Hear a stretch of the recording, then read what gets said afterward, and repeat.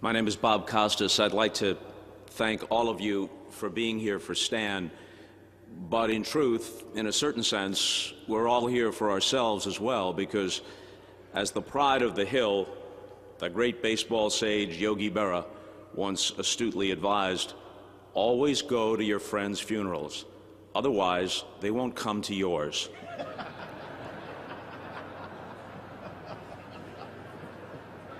I was very touched that toward the end of his life, Stan asked that I be one of those who would speak today. And his family followed through on that request.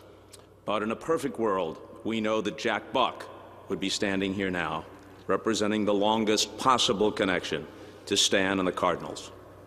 Stan's career and life were both too vast and too meaningful to all of those here today and to millions more here in spirit for any one person to sum it all up. But like all of you, my own life was touched by Stan Musial, and like all of you, I have my own thoughts and memories, so here are a few.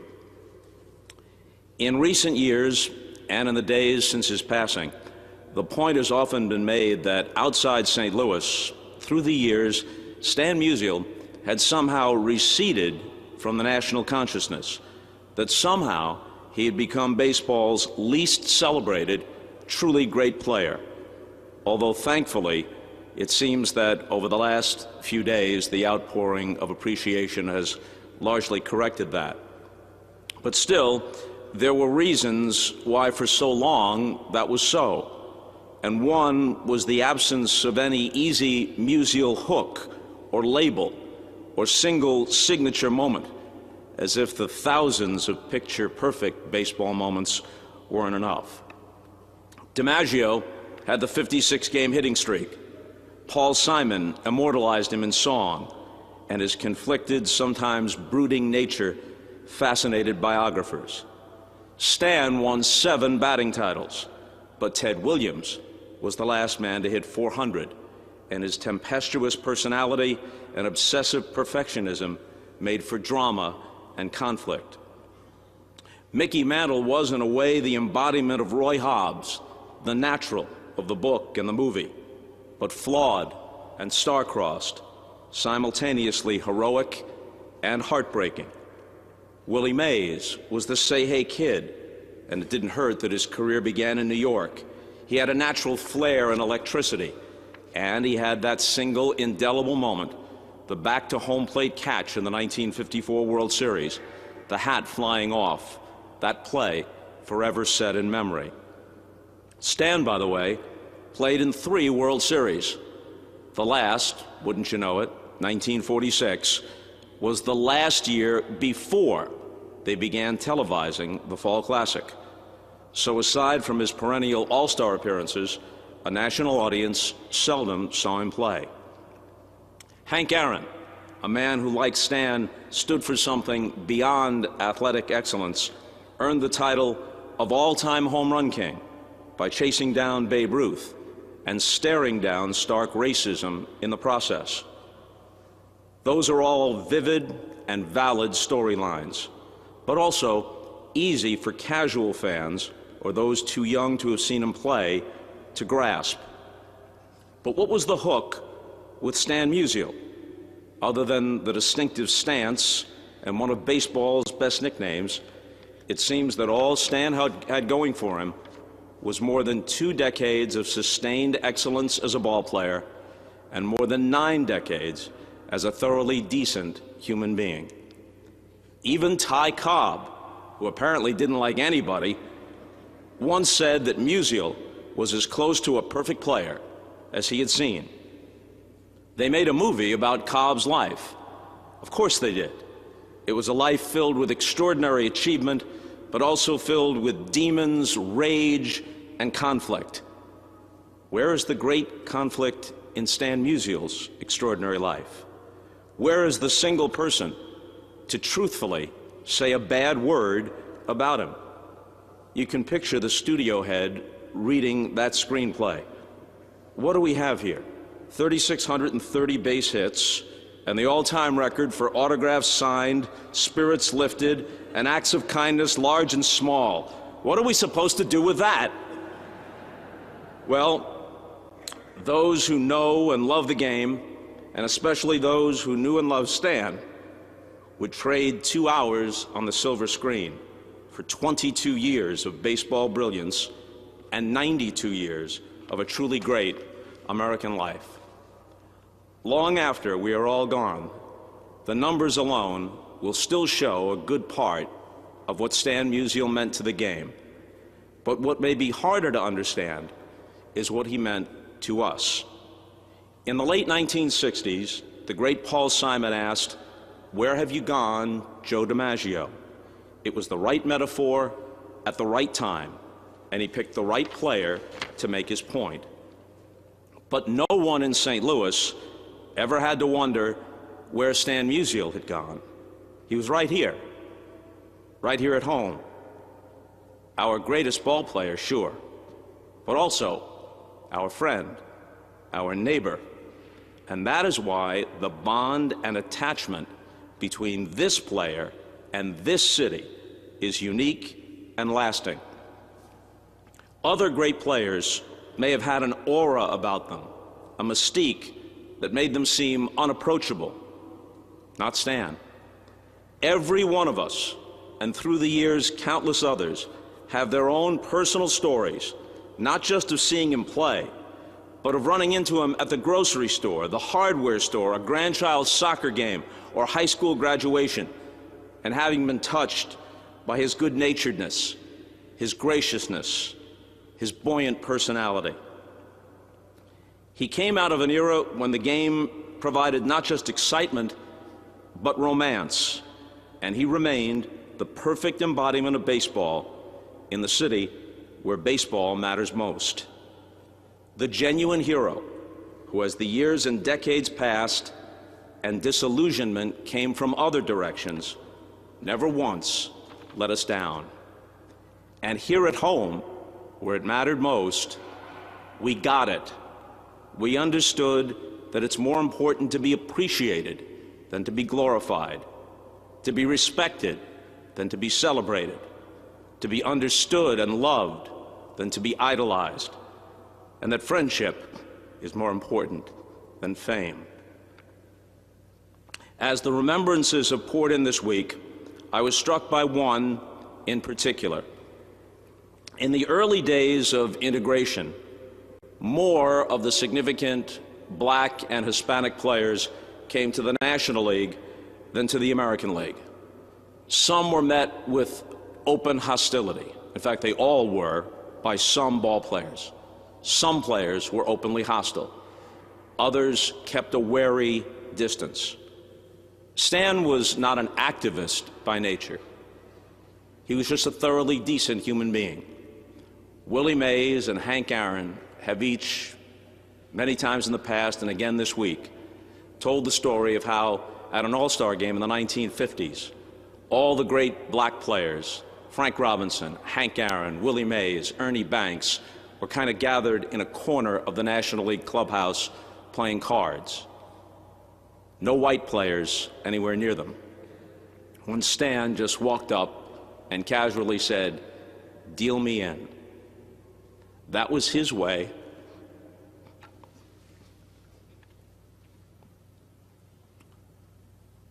of letting those players know that they were welcome. When the right-handed pitcher Joe Black, who was one of the first to follow Jackie Robinson to the Brooklyn Dodgers, was heckled from the Cardinal bench, it's not an episode we're proud of.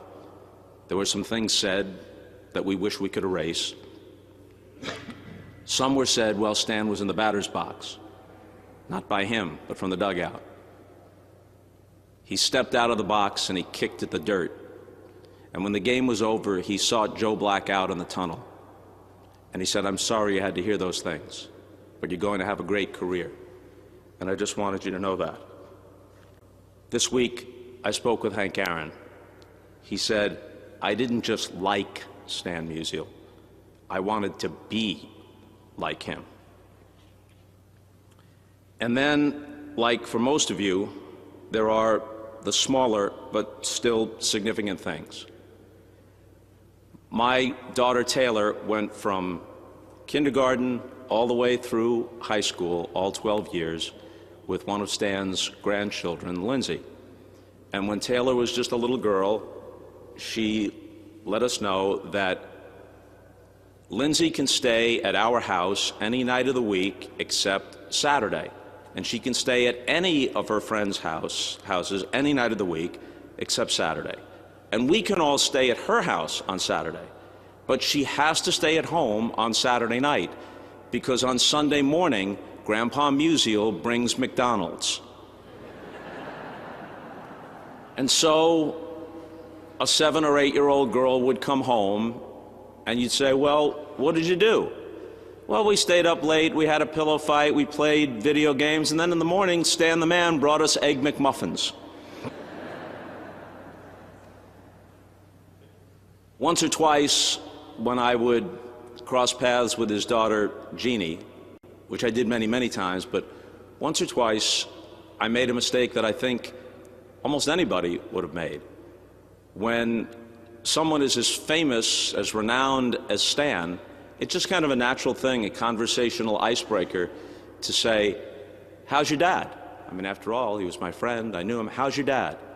And each time, without the slightest rancor, and I got it after the second time, each time Jeannie said, oh, he's great, or he's fine, and my mom is too.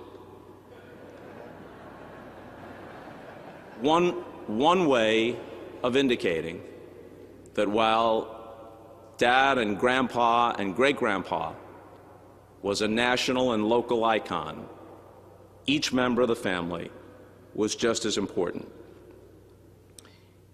In the late 1980s or early 1990s, Mickey Mantle stayed at our house in St. Louis for a few nights. Mickey was having a very tough time in his life. It was before he went to Betty Ford. He was drinking heavily. We had a dinner, and I decided that it would make Mickey feel comfortable if people he knew were there, so we invited Stan and Lil for dinner. And Mickey said, I don't know how I'm going to do it, but I'm not going to have a single drink all day today or all night out of respect for Stan. I don't want to do anything foolish when Stan is here. And the night went on, and many laughs were had and stories were told. And then after everyone left and everyone else had gone to sleep, it was just me and Mickey sitting there talking well after midnight. And Mickey Mantle, who was a flawed but somehow always lovable man, said something that was searingly honest and also in its own way eloquent. He said, you know, I had as much ability as Stan, maybe more. Nobody had more power than me. Nobody could run any faster than me. But Stan was a better player than me because he's a better man than me. Because he got everything out of his life and out of his ability that he could. And he'll never have to live with all the regret that I live with. Years later, ironically, only a year after Mickey had turned a corner and gone to Betty Ford, part of the life that he had lived caught up with him, and he died of liver cancer. I gave the eulogy at his funeral. It was a much different occasion than this one, tinged with much more sadness because of all the regret and all the sadness that had been part of Mickey's life, and he was only 63 years old. It was an extremely emotional occasion. And people often ask me in the aftermath, how did you avoid breaking down when up there talking? Or did you come close to breaking down? And I told those who asked that yes, there was one moment. And the moment was this. As you stood there, you'd look out, and I tried not to make eye contact with his family, but everywhere you looked across the church, there would be Whitey Ford, or Yogi Berra, or Duke Snyder, or Reggie Jackson, or Commissioner Seelig, who is here today. Everywhere you looked, baseball luminaries, who had been connected to Mickey's life as teammates or those who shared New York or some portion of baseball history with him. And they sat in a special VIP section.